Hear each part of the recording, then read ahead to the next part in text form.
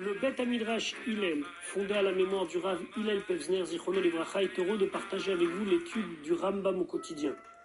Une étude instaurée par le Rabbi en 1984, 5744. Cette étude a pour but d'unir tout le peuple juif autour de la Torah et l'unir autour d'un livre, le Mishneh Torah, qui passe en revue l'ensemble de toute la Torah entière. Comme le Rabbi l'a écrit, Yesh leit ached, il faut s'unir. Al-Yedé Limoud, par une étude à Kolel qui inclut Kol la Torah Kula, toute la Torah entière, et c'est la particularité de notre étude du Mishneh Torah.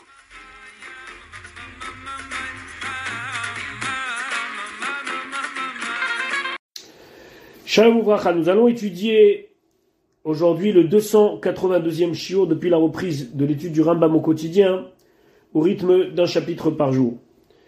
Nous sommes dans le Sefer Kedusha, donc dans le Sefer qui va parler de la sainteté. Après avoir terminé les Ilchot Issurei Bia, tout ce qui concerne les unions interdites, nous commençons aujourd'hui les Ilchot Ma'achalot Asurot, les lois qui concernent toutes les nourritures interdites. Le Rambam nous dit Yesh Bichlalam Shmone Ve'esrim Mitzvot. Il y a dans ces lois-là 28 mitzvot.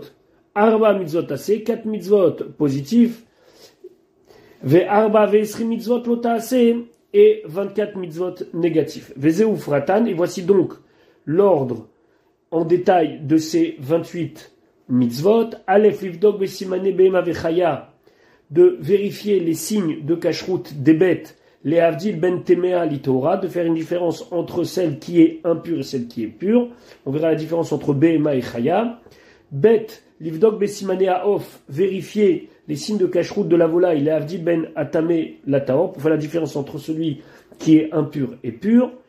Troisièmement, livdok besimane chagavim, de vérifier les signes de kashrut des sauterelles, les avdil ben tame letaor, pour donc faire la différence entre l'impur et le pur. Quatrièmement, livdok besimane dagim les avdil ben tame letaor, la même chose, vérifier les signes de kashrut des poissons pour faire la différence entre celui qui est tamé et celui qui est taor.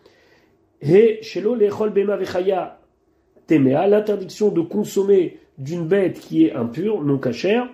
Sixièmement, shelo lechol of tamé, de ne pas manger de la volaille impure, donc ici ça veut dire non cachère. Shelo lechol dagim tmim, de ne pas manger des poissons qui sont interdits à la consommation, même si on les appelle impurs, c'est pas ici une loi de pureté, d'impureté, mais c'est de cachère ou pas cachère. Huitièmement, shelo lechol sheret saof, on n'a pas le droit de manger tout ce qui est insecte volant.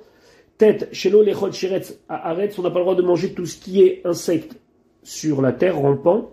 Shelo lechol remes haaretz, on n'a pas le droit de manger ce qu'il rampe sur la terre. Donc, lechol sheret haaretz, ce sont des insectes qui sont sur terre, et remes haaretz, ce sont des insectes qui n'arrivent pas à s'élever de la surface de la terre et qui rampent. Yudalev shelo leechol tolaat aperot keshetet sela, vient de ne pas manger le verre d'un fruit lorsque ce verre est sorti du fruit. Yudbet shelo leechol sheret samaim, de ne pas manger les insectes qui sont dans l'eau. Yudgimel shelo leechol nevela, de ne pas manger d'une bête dont la shrita n'a pas été faite correctement, donc à l'origine elle était cachère, mais à cause de la shrita elle est devenue nevela. On verra aussi que ça peut être le cas de cadavres et autres. Yuddalet shelo leenot beshor aniskal, lorsque un taureau a encorné un homme et l'a tué, alors ce taureau est condamné à mort, il doit être lapidé. On n'a pas le droit de profiter de la chair et de ce shor, de ce taureau. Tedvav shelo lechol terefa, de ne pas manger une tréfa. On verra qu'est-ce que ça veut dire une tréfa exactement. C'est un petit peu dans le domaine de la nivela, mais un petit peu différent. C'est que là, il y a eu une shrita ka'alacha, mais on s'est aperçu après qu'il y avait un problème, par exemple sur les poumons. Tetzain shelo lechol ever minachai, de ne pas manger d'un membre d'un animal quand il est encore vivant. Yudzain shelo lechol dam, de ne pas consommer du sang. Yutret shelo lechol chelef bematewa, de ne pas manger de la graisse d'une bête pure dans le sens cachère. Yutet shelo lechol didanaché, de ne pas manger le nerf sciatique. Kaf shelo lechol basar bechalav, de ne pas manger un mélange de viande et de lait. Kafalev shelo levashlo, de ne pas le cuire. Kafbet shelo lechol lechem tevoa chadasha, de ne pas manger du pain d'une nouvelle récolte. On verra exactement c'est quoi tevoa chadasha.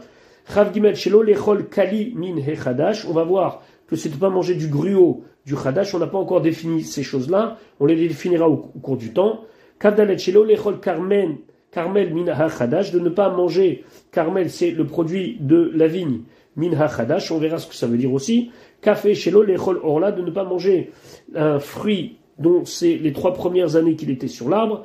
Kavav shelo lechol qu'il est à kerem, on n'a pas le droit de manger ce qui est mélangé dans les vignes. Shelo lechol tevel, de ne pas manger du tevel, c'est une récolte dont on n'a pas prélevé le maaser. Shelo lishtot yain neser, de ne pas boire du vin qui a été versé pour la avodah zara. Alors il est évident qu'ici on ne va pas pouvoir rentrer dans les détails. On sait très bien que le Rambam énumère les mitzvot, c'est ce qu'il a fait maintenant, et on va rentrer dans le détail, où Ve'ur mitzvot elu biprakim elu, l'explication de ces mitzvot là dans les chapitres qui vont suivre. Perek Rishon Alachalef. Mitzvah tassé, c'est une mitzvah positive, lida, de connaître Hasimanim, les signes, chez Mavdilim Baem, avec lesquels on fait la distinction, Ben Be'ema, entre une bête domestiquée, Vechayen, bête non domestiquée, Ve'of, la volaille, Vedagim, les poissons, Vachagavim et les sauterelles, chez Moutar Leochlam, qu'on a le droit de consommer, ou Ben chez En Moutar Leochlam, et ceux qu'on n'a pas le droit de consommer. D'après le Magid Mishneh, il ne faut pas dire ici Leda mais Livdok. C'est-à-dire que c'est une mitzvah de vérifier.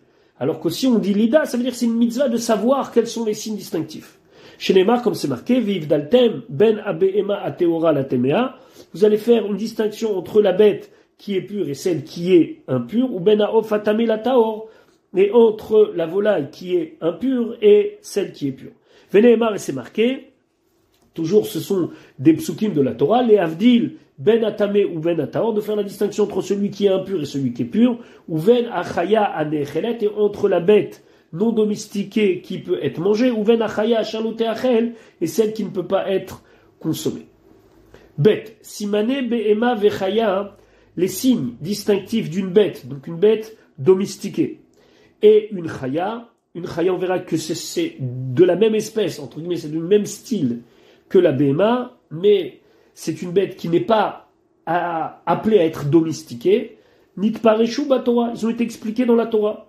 Vehem, et ils sont shne simanim, 2 signes. Bafreset parsa, elle a le sabot fondu, ou ma'alat gera, et elle rumine. Achiyu shnem, il faut qu'il y ait les 2 signes. Chol behema vechaya, et toute behema ou chaya. Shei ma'alat gera, qui rumine. En la shinaim balechi elyon. Elle n'a pas de dents dans le palais, dans sa bouche, le palais en haut. Alors, pas tout le monde est d'accord avec le Rambam. Le Ravad, il a des mots très durs en disant c'est n'importe quoi ce qu'il raconte. Mais en tout cas, le Rambam, il dit que si elle est malade, guéra, si elle rumine, elle n'a pas de dents dans le palais supérieur de sa bouche.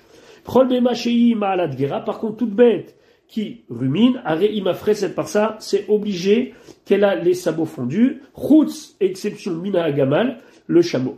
Par ça. Et toute bête qui a les sabots fondus, ima'alad gera, normalement, elle est une bête qui rumine, chutz mina chazir, à part le cochon. Quand on dit le cochon et toutes ses espèces, le chameau et toutes ses espèces. Gimel, les fichar, c'est pour cela, mot bema bamidbar, celui qui trouve une bête dans le désert. Ve'eno makira, et il connaît pas cette bête. Ou metzaha chatuchat haperasot, elle a trouvé que, la personne donc a trouvé que la bête, elle a les sabots fondus. Bodek befia, il vérifie sa bouche. Imen la shinaim lema, là, si elle n'a pas, donc dedans, dans le palais supérieur, beyadoua chez Teora, ça veut dire qu'elle est Teora, qu'elle est pure. Ve'ou chez Akir Gamal, c'est à condition qu'il sache distinguer un chameau. S'il connaît même pas les chameaux, donc ça peut être un chameau, puisque le chameau, c'est l'exception qui confirme la règle. Matzabe machepia chatour, s'il a trouvé une bête, et la bouche de cette bête, elle est coupée. On peut pas distinguer qu'est-ce qui se passe dans sa bouche.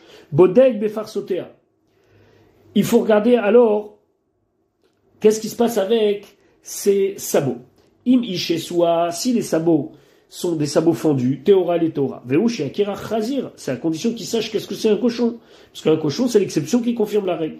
Matzapia chatour, veragler chatuchot. S'il a trouvé maintenant que la bête, elle est bouche complètement cassée et les pattes coupées. Donc il n'a pas la possibilité de vérifier ni l'un ni l'autre. Bodek ba'achar shecharta, il va faire une vérification après qu'il ait fait la shrita, bekanfe haoketz. Bekanfe haoketz, c'est à la fin de la partie arrière où se trouve la queue de la bête. Imatsa besara sham mehaler sheti ba'erev. S'il a trouvé que là-bas, dans cette partie-là du corps, donc qui peut ne vérifier qu'après qu'il ait dépecé la bête, il y a 2 couches de viande qui se superposent et qui sont comme un sheti ba'erev. Ça veut dire une en horizontale et une en verticale. Théora, elle est théora. Veouche akir haroud. Sa condition qui connaît, qu'est-ce que c'est un harod? Un harod, c'est un âne sauvage qui a ces distinctions-là. Chez Ken ou Bessaro, chez Tivaeref. Parce que il y a aussi dans sa chair cette distinction Tivaeref. C'est-à-dire qu'il y a une couche de viande qui est dans un sens et une couche de viande qui est dans l'autre sens. Dalet. Kemin Bematmea. S'il y a une bête pure, allez, on va prendre l'exemple d'une vache. Elle donne naissance à une bête impure. Donc il y a l'animal qui naît de elle, il n'est pas pur. En tout cas, il n'a pas de signe. Même s'il n'a pas de mafris par ça, qu'il n'a pas les sabots fendus, veloma alegera, et qu'il ne rumine pas. Et là, kemin sous ochamor lechol davar, il ressemble à un cheval ou un âne, à rezemutar ba'achila. C'est permis de le manger. Selon le principe que tout ce qui est taor, tout ce qui sort de quelque chose de taor est taor. Dans quel cas on parle, Bécheyalda lefanav, quand elle a mis bas la bête devant lui, aval iminiar parameo beret, be'edro. Mais s'il a laissé une bête qui, donc, devait mettre bas d'un bébé, il a laissé, elle était encore, donc, en train d'avoir le bébé à l'intérieur d'elle, ou bas, ou matza, kemin chazir, karu chacharea. Et il a trouvé, à côté d'elle, un espèce de cochon. Afal pichou yonek mimena, même s'il est en train de téter de la bête, arrêtez ça fait que c'est un doute, version bachila, on le mange pas. Shema minatmea nolat, peut-être qu'il est né d'une bête impure, venicha chachar hateora, il s'est juste collé à la bête pure, et donc maintenant, il prend, de son lait, mais en vérité, il n'est pas né de cette bête-là. Par contre, si j'assiste au moment où elle va mettre à bas, alors obligatoirement, je suis obligé de dire que c'est le produit de cette bête. Et le produit de cette bête, puisque elle est théora, alors le produit aussi, il est théor. Et donc, on peut le manger. Et Bemat Mea Shiyan la Kemin Bemat Théora. Maintenant, c'est le contraire. C'est une Bemat Mea, par exemple une ânesse, qui a donné naissance à une bête qui en dirait une bête pure, on dirait un veau. Afal Pichou Mafris Parsam ou Ma'alegara, même s'il a le sabot fendu, et même s'il rumine, Vare ou Kemin Shor, l'Echol Davar ou Kemin Se, il ressemble à un taureau, ou il ressemble à un petit agneau, Are Ze Asur Bachila, c'est interdit de le manger. Shagadel Minatmea, parce que celui qui grandit d'une bête impure, Tamé, il est Tamé, ou Minateora, et s'il a grandi d'une bête pure, il est Taor. Les frères, c'est pour cela, Dak Tamé, s'il y a un poisson impur, Shenimtsa Bim et Dak Taor, qu'on a trouvé à l'intérieur d'un poisson pur, Assour, c'est interdit. Vedak Taor Animtsa Bim et Dak Tamé, et un poisson pur qui se trouve à l'intérieur d'un poisson impur, Muta. Les fiches Ngidulav et la Belao, parce que là, c'est pas la même relation qu'avec une bête où il y a une relation de mise à bas, mais sûrement que dans le cas des poissons, c'est un qui a avalé l'autre. Donc, si le poisson qu'on a trouvé à l'intérieur, il est tamé, alors il reste tamé. Et on peut pas dire, ah oui, mais puisqu'il est dans un poisson taor, alors il est taor, et ainsi pour l'inverse. Vav, Bema Torah chez Yalda, une Bema pure, donc une vache par exemple, qui a mis à bas, O shenim tsaba biria sheyesh la shte gavim ou shte shdarot. Et, ou bien on a trouvé dans cette bête une bête qui a 2 dos ou bien 2 colonnes vertébrales. Asura be'achila, c'est interdit de la consommer. Vezoi hachesua, c'est le cas de hachesua, shene esra batora qui est interdit dans la Torah. Shene emar, comme c'est marqué, Edze l'otochelu, cela vous n'allez pas le manger, mimala agera ou à farsa, de celui qui rumine et de celui qui a les sabots fondus, hachesua. La chesua, c'est celle qui a 2 colonnes vertébrales. Klomar, c'est-à-dire bria shenolda chesua lishtebemot, c'est une bête qui est coupée en 2 bêtes. Zaim, vechen bema shenim tsabadmut off. On a une bête, et on trouve à l'intérieur quelque chose qui ressemble à de la volaille. Ah, falpiché ou oftar, même si ça, on dirait un petit oisillon cachère. C'est interdit de le manger. L'eau tarmine anim tsabibema, il a machiesh lo par ça, parce qu'on a permis une bête qui se trouve à l'intérieur d'une autre bête que si elle a des sabots, et pas si, par exemple, c'est de la volaille. Donc, dans le cas où, théoriquement, on trouverait que dans la vache, il y a un veau, eh ben, ce veau-là, il serait automatiquement considéré comme caché. Par contre, si c'est autre chose qu'un veau, et qui n'a pas, donc, de sabots, alors il ne rentrera pas dans cette catégorie. Chet. En lecha bechol be'ema vechaya shebaolam, il n'y a pas, parmi toutes les bêtes, domestiquées ou pas dans le monde, chez Mutar Ba'achila, qu'on a le droit de manger chutz me'aseret aminim, à part 10 catégories amenuim batora qu'on a parlé dans la Torah. Shlosha mine bema, il y a 3 sortes de bema. Donc bema, ça, ce sont des bêtes qui sont appelées à être domestiquées. Vahem, c'est shor, c'est vaez. Donc c'est tout ce qui concerne le taureau, la vache et autres. C'est tout ce qui concerne les moutons et autres. Vaez, et c'est encore le petit bétail. Veshiva mine chaya, il y a 7 sortes de chaya. Il y a le hayal, le cerf, utzvi, la gazelle, veyachmour, le daim, veako, le bouquetin, vedishon, l'antilope, ut'o, le buffle, vazamer, et une autre sorte de bouquetin, hem ou minehem. Et eux, ils sont cités dans la Torah comme des animaux que l'on peut consommer, eux et tout ce qui leur ressemble. Kegon shor abar, par exemple, si c'est un taureau ou une vache sauvage, veham meri. Alors meri c'est quoi? C'est qui est une espèce de bête, donc qui fait partie aussi de la famille du taureau, mais qui est très très grosse, chez M. Miminachor. Mais on sait que ce sont des dérivés de l'espèce du taureau. Vechol asara minim minehem. Et tout ce qu'on a maintenant dit comme 10 catégories, ma'alegera, ce sont des bêtes qui ruminent, ou mafris par ça, et qui ont le sabot fendu. Les virars, c'est pour cela. Mishou makiram, celui qui connaît ces bêtes-là, et notre sarich livdok lo bape velo baraglaim, il n'a pas besoin de vérifier ni la bouche, ni quand on dit la bouche ici dans le sens de gueule de la bête, velo baraglaim, et pas dans les pattes de la bête. Tête. Même s'ils sont tous autorisés à la consommation, on doit faire la différence ben bema teora vechaya teora. Il y a une différence entre une bête pure, par exemple la vache, et une chaya teora, par exemple le hayal, le cerf pur. Chez chaya, parce que quand c'est une chaya, donc une bête non domestiquée, ce sont des bêtes que l'on doit attraper avec un filet et chasser, chelba muta, on a le droit de consommer la graisse de cette bête. Vedama, et le sang de cette bête, taoun kisui. Au moment où on fait la shrita, on doit recouvrir le sang de cette bête. Symboliquement, on ne peut pas recouvrir tout le sang, mais on recouvre une partie du sang. Va bema teora, par contre, la vache. Chelba bekaret. Le chelev, la graisse. Attention, on parle de la graisse interdite. On verra plus tard qu'il y a shuman et il y a chelev. Il y a une graisse permise et il y a une graisse interdite. Donc, chelba bekaret, celui qui mange son chelev, sa graisse interdite, il est chayav karet.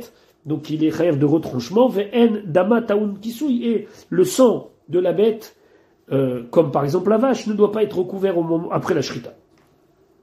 Vesi mane chaya. Maintenant, les signes distinctifs de la chaya, de la bête non domestiquée, nipi hashmoen. On les a reçus de l'enseignement qui s'est transmis depuis Moshe Rabbeinu. Kol min she umafris par sa uma alegera. Toute espèce qui a les sabots fendus et qui rumine, veyesh lo karnaim. Et il a des cornes, mais salot, qui vont dans 2 côtés distincts et qui sont comme le cerf en train de s'étendre, kegon hayal, comme le cerf, arezechaya teora bevadai. C'est sûr que c'est tard. Vechol shen kana mefut salot, mais quand ce ne sont pas des cornes qui s'étendent comme celles du cerf, imayu karnav keruchot ke karne ashor. Si ce sont des cornes qui s'enroulent sur elles-mêmes comme, par exemple, les cornes de taureau.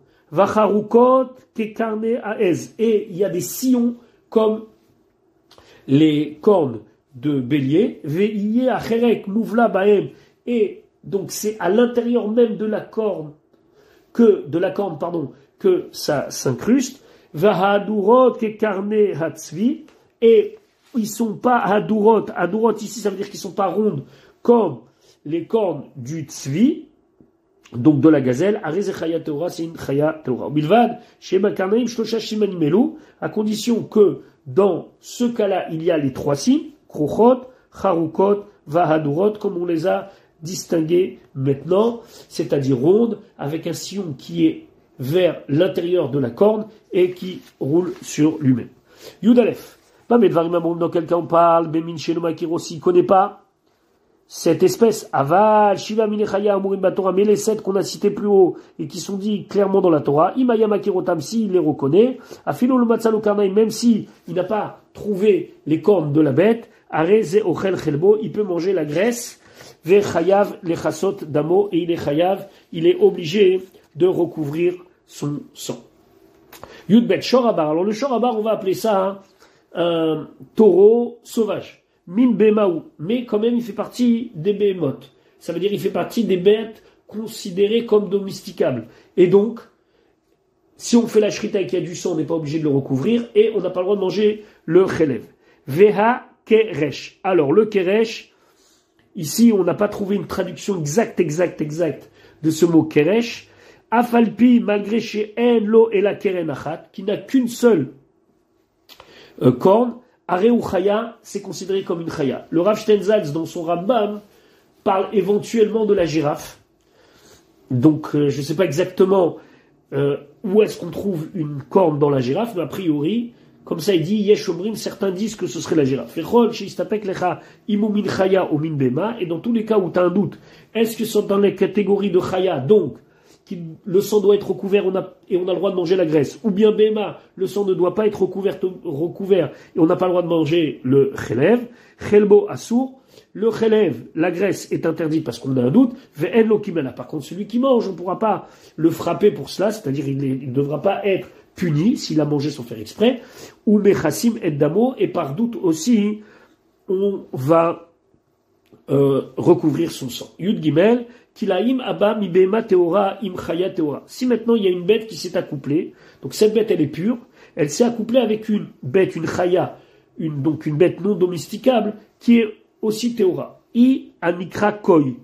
C'est ce qu'on appelle le Koi. Chelbo Assour. D'un côté on va lui dire que sa graisse elle est interdite à cause du fait que c'est Bema. Ve'en lo kimalav. Par contre, celui qui a mangé sans faire exprès, il recevra pas mal coup, il sera pas puni. Ou mechassim et damo, et on recouvre son sang parce que c'est peut-être une chaya. Ve'en min tamé mit'aber mi min taorklal. Et le Rambam, il nous dit un principe qu'il ne peut pas y avoir accouplement entre une bête impure, d'une espèce impure, avec une bête pure, qui donne naissance à une bête qui nous est inconnue comme le koi. Obligatoirement, c'est Théora avec Théora. Si c'est Témé avec Théora, il peut y avoir accouplement, mais il ne peut pas y avoir de cet accouplement la naissance d'un animal hybride qui serait un petit peu Taor, un petit peu Tamé. Maintenant, on va parler des volailles. Alcha Yudalet Simane of Taor lo nitparesh min haTorah. Les signes distinctifs concernant la volaille, on ne nous les a pas dit clairement dans la Torah. Et là, Mana Minyan Tmeim Bilvat. Seulement la Torah, qu'est-ce qu'elle a fait? Elle a dénombré toutes les volailles qui sont interdites à la consommation. Ou Shar Mineaof, et tout le reste des volailles, Mutarim. On a le droit de les consommer. Ve'aminim Asurim Arba Vesrim M, il y a 24 sortes donc de volailles interdites. Ve'eloem, et donc les voici. Nesher, c'est l'aigle. Pérez, c'est le vautour. Osnia, c'est l'orfraie. Daa, alors Daa, on a un doute ce que c'est, mais déjà le Rambam dit I Ara'a Amura Bemishne Torah. C'est la même bête que la bête qu'on appelle Ra'a dans le Sefer Dvarim. On a deux fois tout ce qui concerne la cacheroute. Une fois dans Parashat Shemini et une fois dans Parashat Re. Et quand on compare les mots, on trouve que là-bas il y a une bête qui s'appelle Da'a, et il y a une bête qui s'appelle Ra'a. Alors, le Rambam dit non, c'est la même. Aya, la même chose avec celle qu'on appelle Aya, Hadaya Amura Bemishne Torah. Dans le Sefer Devarim, elle est appelée Daya. Minahaya. Tout ce qui est espèce de Aya, chez Ken Katouba, parce que c'est marqué Lemina, selon son espèce. Michlal Shehu Shleminim, c'est pour nous dire que ce sont deux sortes distinctives. Orev, le corbeau. Zarzir Zarzir, on traduit par les tourneaux. Chez Ken des rêve, parce que concernant le corbeau, c'est marqué les minots selon son espèce, les avis, est à Zarzir, c'est pour inclure le Zarzir, les tourneaux, qui doit être une sorte de corbeau. Yahana, l'autruche. Tachmas. Tachmas, c'est l'hirondelle. Shachaf. Shachaf, c'est la mouette. Netz, l'épervier. Yud Gimel, le 13e. Charnaka. Charnaka, c'est une sorte d'épervier, donc c'est de la même famille. Veuminaet, c'est une sorte d'épervier. Chacun Katouv, parce que c'est marqué concernant Bo, le Netz, les Minéou, selon son espèce. Kos. Kos, c'est le hibou. Shalach, le cormoran. Yanchouf, la hulotte.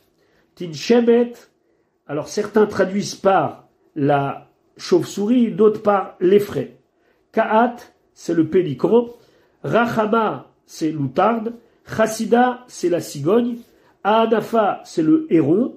Mina Anafa, et tout ce qui est de l'espèce du héron. Sheken et Marba, parce que c'est marqué les Mina, selon son espèce. Chavgimel, la 23, Adou Chifat, c'est le tétra. Et Kavdalet Atalev, que d'après tout le monde, on traduit par la chauve-souris. Et après, donc, on a traduit, comme c'est traduit dans le Rambam au français, j'ai pas fait une étude de toutes les espèces de ces volailles. Généralement, c'est comme ça qu'on traduit dans les Chumashim, il y a des petites différences entre les Mefarshim, etc., etc. Tedvav, Kolmi, Shehu, Baki, Beminim, Enu, tout celui qui connaît toutes ces espèces-là, ou Vishmotem et leur dénomination, Arezeochel, Of, chez Enomem, il peut manger n'importe quelle volaille qui ne fait pas partie de ces 24. Ve'enot Sarim Dika, et il ne faut pas vérifier. Ve'of Taor, et une volaille pure, Ne'echal Bema Soret, on peut le manger selon la tradition. Ve'u Sheye Davar Pachout Beotomakom chez Zeof Taor. C'est à condition que dans cet endroit-là, tout le monde sait que c'est quelque chose de pur. Veneman Sayad Lomar, et celui qui ramène les animaux, le chasseur, il peut dire, Ovze Itir Li Rabbi Atsayad, cet oiseau-là, mon maître, le chasseur, me l'a permis. Mais où, chez Yurzak, Ototsayad, Shubakim et Minimel ou Mishmotem, à condition, bien sûr, qu'on sait que cette personne-là est une personne sérieuse, ce chasseur, et qui connaît les distinctions entre les différentes espèces, et aussi la manière dont ils sont appelés. C'est connu que le Khatam Sofer n'a pas permis la dinde, par exemple, et jusqu'à aujourd'hui, les descendants du Khatam Sofer, ceux qui suivent sa tradition, et on parle ici que de ses descendants dans la généalogie, ne mangent pas de dinde parce que le Khatam Sofer a considéré que la dinde ne fait pas partie des espèces cachères selon la Massorette. Tête Zayn, Mish et Nomakiran. Celui qui ne connaît pas, en mon cas, par exemple, je ne pourrais pas vous faire la distinction entre deux oiseaux. Veno Yodé Hashemotem, il ne connaît pas les appellations. Bodek, Bessimanim, Elouch et Natnu Chachamim. Alors les Chachamim, même si c'est pas dans la Torah, ils ont donné des signes pour reconnaître éventuellement quel est, est-ce que cet oiseau il est cachère ou pas. Kolov chez Udores, Veochen. Tout oiseau qui pour manger, il utilise ses pattes et il écrase sa proie et il mange. Beyadoua chez Melu Aminim. C'est sûr qu'il fait partie des 24. Pourquoi? Parce qu'il y a cette violence-là qui ne peut pas être un signe de pureté. Vétamé, donc il est tamé. Maintenant, Vesheno Dores Veochel. Maintenant, si c'est un oiseau qui n'écrase pas sa proie pour manger, Im Yesh Bo Echad Mishlosha Simanimelu, s'il a un de ces trois signes, Arez et Ofta, on va le considérer comme pur, Veloem. Voici un des trois. Etzba Yetera. C'est que au-dessus de sa patte, il a un petit doigt supplémentaire. O Zefek, ou bien Zefek. Alors Zefek, c'est quoi? Là, il va falloir attendre d'ouvrir la bête et pour vérifier. Le Zefek, c'est quoi? C'est l'endroit où toute la nourriture se met à l'intérieur. Vei Amoura, et on appelle aussi ça la Moura, Veisir et Mourato, donc c'est à l'intérieur. Oshaya Kurkevato, Kurkevato, c'est son jabot, Niklav Beyad. On peut l'enlever à la main et pas avec un couteau. Donc ça, c'est quelque chose qu'on peut vérifier juste après. Donc à l'intérieur de la bête, il y a au niveau du jabot une partie que l'on peut retirer facilement, elle ne reste pas collée au reste, ou bien c'est, entre guillemets, une partie de l'intestin de l'oiseau qu'on peut retirer à la main sans devoir couper parce que elle n'est pas vraiment collée au reste des parois.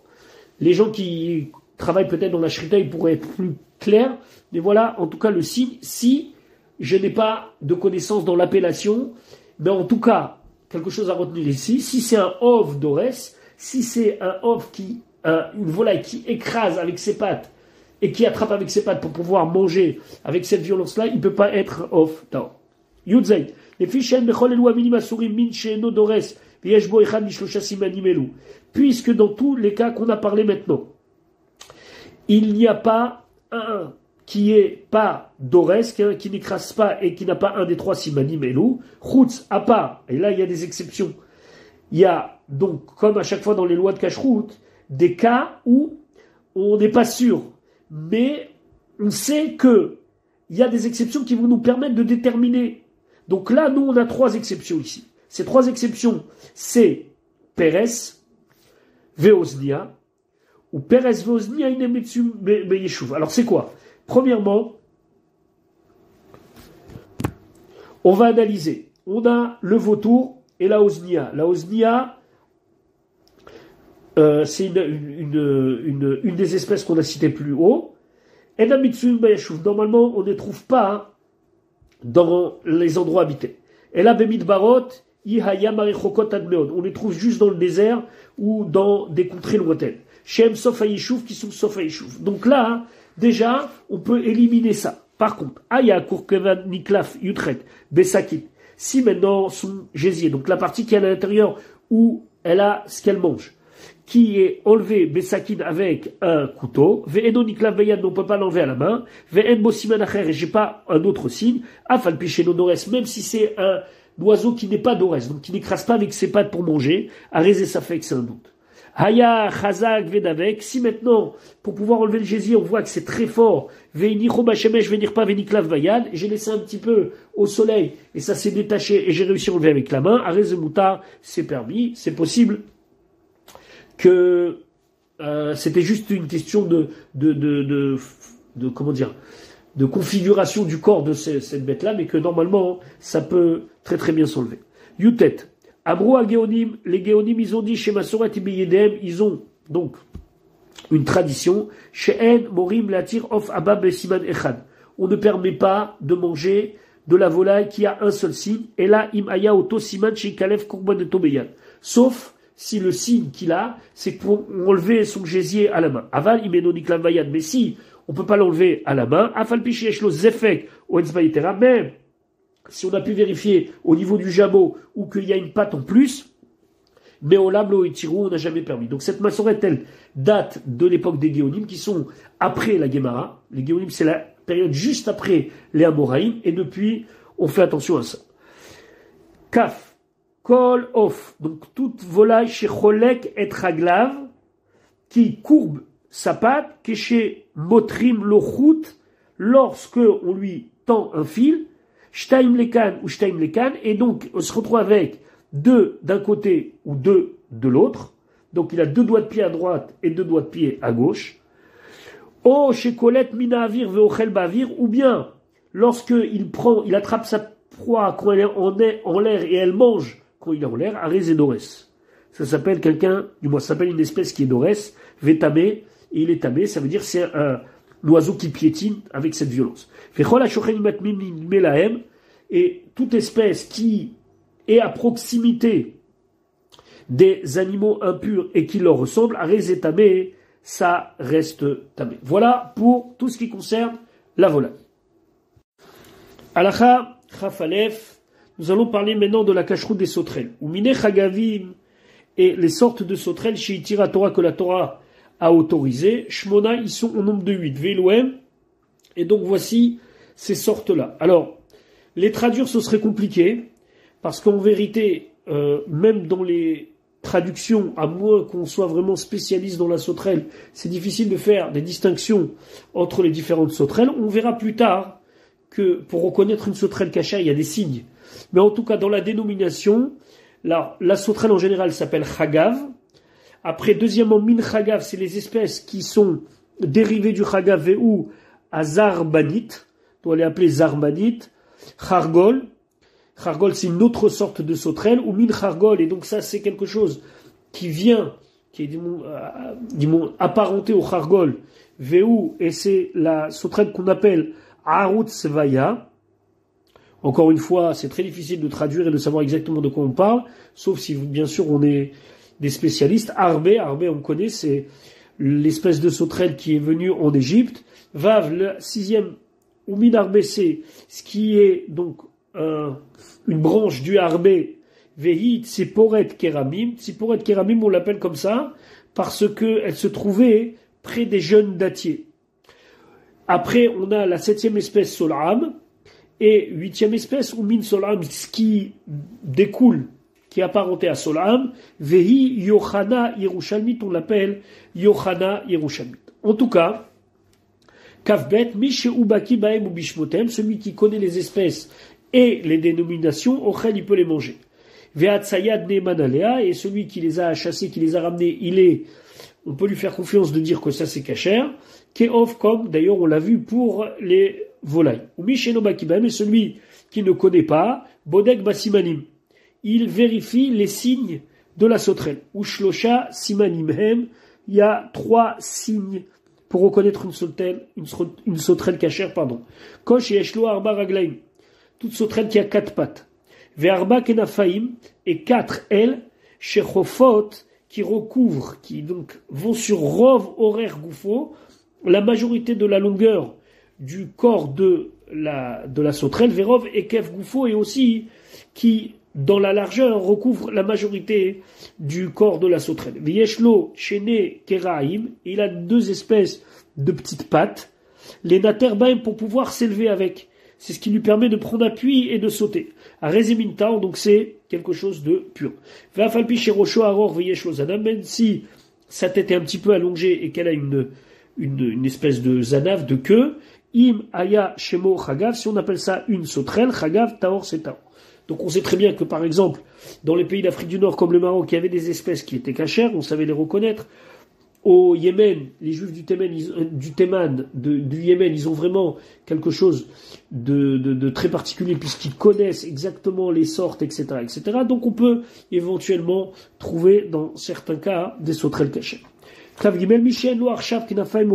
Celui, donc cette espèce-là de sauterelle qui n'a pas actuellement, au moment où je vérifie, n'a pas ou d'aile ou n'a pas les petites pattes où s'appuyer, ou bien que la sauterelle a des ailes mais ça ne recouvre pas la majorité de son corps, mais